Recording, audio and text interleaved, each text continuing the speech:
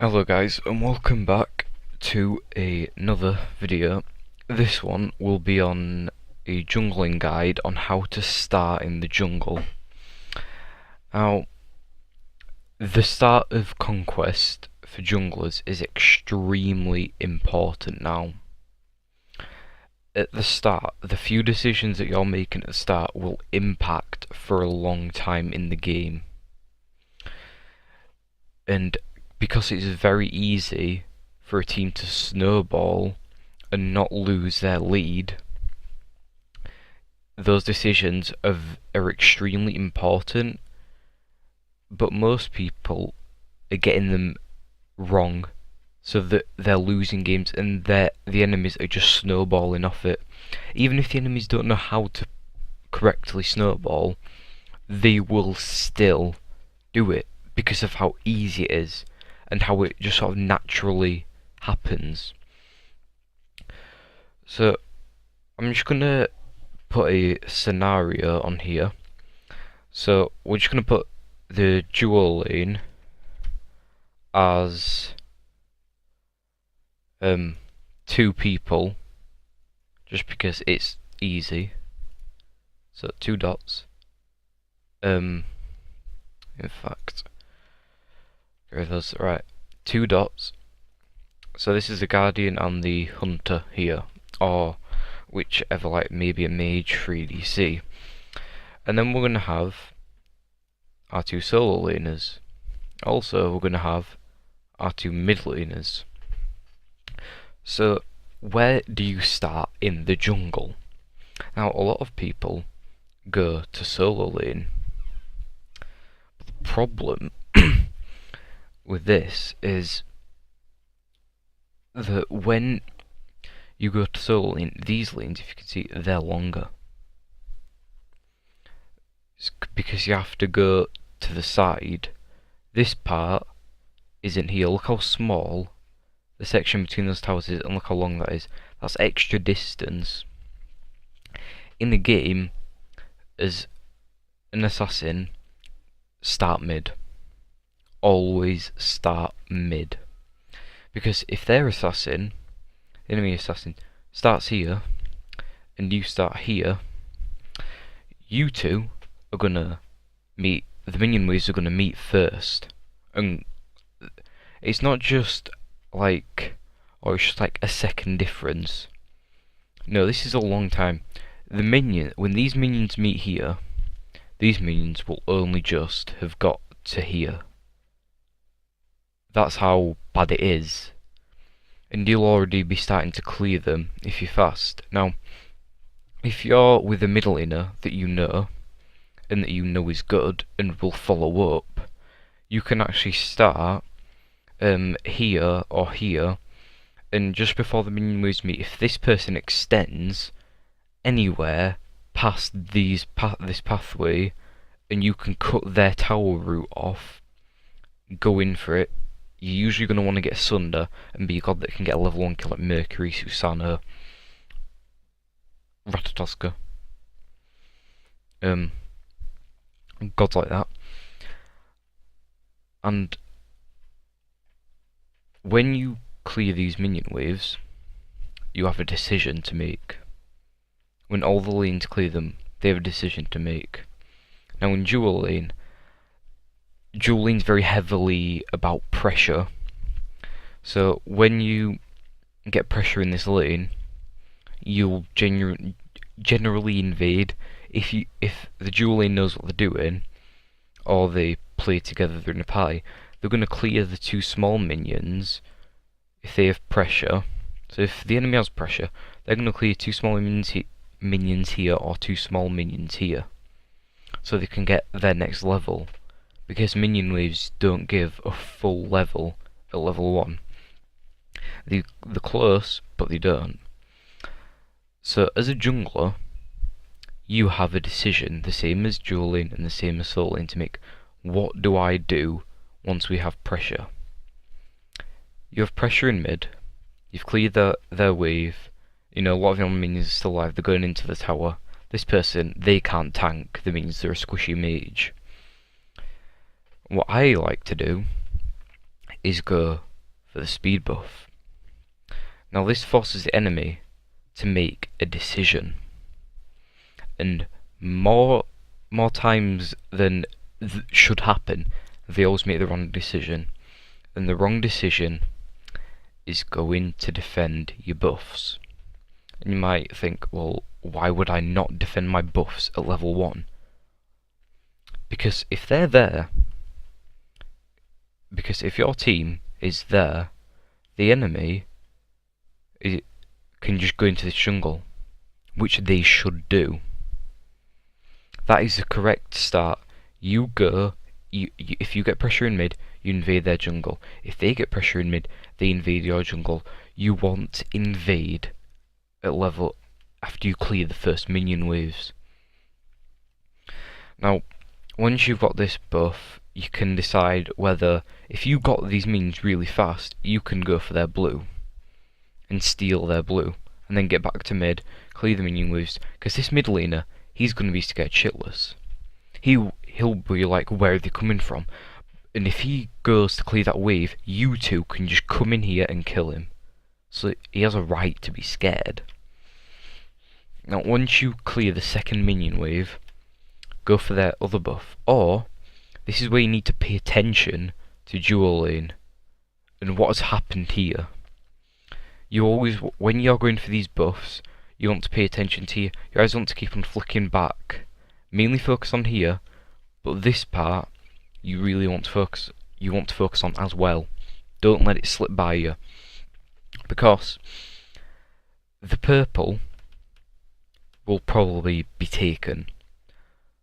That doesn't really matter. What matters is the red buff, because you want your mage to get the red buff or the hunter, depending on which one would use it better. Now hunters generally tend to use it better on like in early and mid game, whereas mages tend to use it really well late, better than any god. A magical god will always use the red buff better, because you can get more magical power, and therefore more power from the red buff.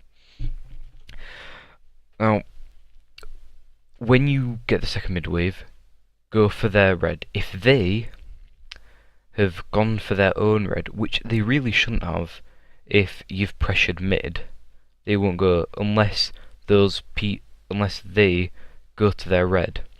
Now you want to think, estimate, guess whether they've gone for their red. If you see them after the first wave leave their lane and go for this red buff here, and go for their purple, because they're going to get their purple.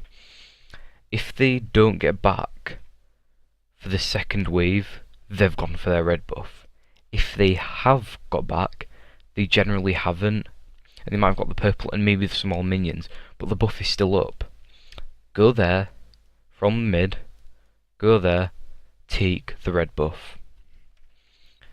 And then once you have that, it really does dissolve back into the normal jungle. Because once the second cycle of buff rotations comes around, you should have enough for boots. Full. On Ratatoska, the full acorn. And at this speed buff, you want to just get your speed buff, get the mana buff, and go back to... Now, most people would do that. Speed buff, mana buff. Just play it safe. Don't do that. Now, these buffs, I'm just going to clear all these dots away, because that doesn't matter anymore. So that is the start, and that is how to do the start correctly. This is how to manage the jungle properly. Priorities, things like that. All these buffs should be your number one priority. Why is that? Well, really, the number one priority is if the enemy is invading your buffs from the second cycle, or like after the first cycle. If they are invading your buffs, defend them. If they aren't, and it's just a pretty chill jungle, which happens most of the time, these buffs, well, you might be like, well, the mid XP camp got nerfed. It doesn't give as much XP and gold as it did before. The back camps are actually worth more now. But if you don't get these, who's going to get them? They are. And that's just extra gold and XP for them. Free. Now, the oracles, your dual lane really should be getting, and you should try and help with. Your mid laner can help you. Mid XP camps, the mid lane is generally tend to gonna get them, but your help, like if you just go there, it'll only take you about 5 seconds to clear them. They're really quick to clear. Now the portal demon, I know this is like the pre-season for like patch notes map. The portal demon doesn't matter, but these are the oracles obviously, and these are the fire elementals. Remember, the fire elementals give a lot of gold. They don't give as much XP, but they give a lot of gold. Always be trying to keep on top of them. If need be, ward them, because you will be getting gold back from that the enemy isn't getting, if you know the exact cycle of when they're coming round. So that's how to do it in the jungle. If you're coming out of base, this is a big decision, because this will probably decide a lot for how well you're going to farm. As soon as you leave base after a back, this is extremely important. These back camps, just get them on your way to the buff. If your speed buff's up, just wait, it's fine. Your speed buff can wait. Get these back camps, they're very important. But if say your mid laner is coming back from lane and they're going to do that back camp, leave them, because it's better to solo a buff than to split it now. If you're soloing your normal buffs and your mid laner soloing these are on a very short cooldown compared to the rest of the jungle. So these will be coming up a lot. So giving up one to get your mid laner a bit ahead is good, or your solo laner, because the person that you want to get ahead is your mid laner. Because most of the time, when you're going for a gank, you've come from mid. You're not going to be coming from solo lane to dual lane. You're not going to be going from dual lane to solo lane. It's all going to start or end in mid. You're either going to go from solo lane to mid lane or dual lane to mid lane. And you're always going to... Mid lane is a very key area. And when you go from mid and you say gank right lane, gank left lane, your mid lane is going to follow you. Now, who do you want following you? Somebody who... Do you want someone who is behind and hasn't had their solo farm and won't do as much damage, but you might do slightly more? Or do you want a mid laner that's ahead, that has a whole other set of abilities other than yours to be able to use on the enemies? You want the second. Now, in terms of priorities for ganks, mid lane obviously, because that's who's going to be following you around most of the time. Then it would probably be solo lane. Now I like to camp. I know this is pretty cheesy for ranked, but we're playing ranked, we aren't playing in a pro setting. This camping of a lane will get you ahead, it will put the enemy behind, and it will put your team ahead as well. And this is a big thing, especially with these mid camps. Explaining these a bit more. Just because you're not gaining much doesn't mean you can't deny the enemy. Okay? And this is a big thing, freezing a minion wave. If in dual lane, say for example you're an ADC, you get a lot of pressure and their jungler just doesn't come to your lane because he doesn't look at the map. You can just stand right here, and they're gonna have to sit in their tower. Because if they come out, you're just gonna start attacking them and killing them. Because you're ahead of them. You can only do that really if you're ahead. And these minions, your minions are too far away from them as to where they don't get any XP and gold. But you're close enough to theirs as to where you're getting all of it. Now you are giving up last hits, but remember, you're denying the enemy. And if your team, if you can deny the enemy gold, XP, they won't be able to get ahead of your team at all. And if you want to carry your games, you want the enemy to be behind. Because most newer players, they can't really do much with a bigger lead. You don't want to give someone a massive lead that isn't experienced, because they won't know what to do with it, how to punish the enemy for giving them that lead. So you want to lower the enemy's level, and you aren't going that far ahead, but you're pushing the enemy level further down, a lot further down for your team. Because the enemy can't do much damage to your team's gonna not die, and that's what you want in fights. And that is probably the biggest thing about the jungle, denying the enemy. And back to camping lanes, how this denies the enemy is, you can gank a lane.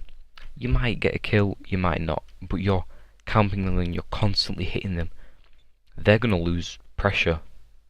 They've lost pressure. And while people might not see the value in a gank without a kill, there is one. Because if you gank, and they're back here, right, and their assassin is just chilling in mid, because that's what a lot of them like to do.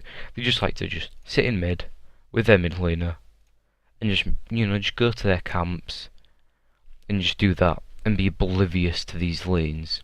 So if you especially dual lane, if you pressure this lane, they're gonna have to sit in that tower. And all these minions here, you can just sit right here and deny the enemy of gold and XP. And then, if you don't want to do that, you want to get ahead, maybe. If you're on a god that can snowball really well, you're going to want to get ahead. You're not just going to settle for denying the enemy. So you can just clear this wave really fast. They're going to still have to sit under their tower, and then just invade. Have like a ward here and here, or thereabouts, in that general area, and invade. Because when you invade, you're not only denying the enemy, no, you're not only getting ahead, getting those buffs, but you are extremely, like, you're setting back the enemy miles. Because buff camps, like, the main source of jungles, like XP Gold, apart from minion waves, in terms of jungle camps, they're their main source of gold and XP. And if they can't get to that, that's going to put them drastically behind, and they're going to have to leech off all these lanes. They're going to have to sit in a lane and wait for a minion wave or two to be able to not get too far behind. But while that might not make them get like too far behind, their solo laner, their dual lane, or their mid lane will just be losing it. Because when you leech off someone, when you leech off a lane, you're not just like splitting a wave like, oh, it's just a bit less. It's quite a bit less, and it does add up.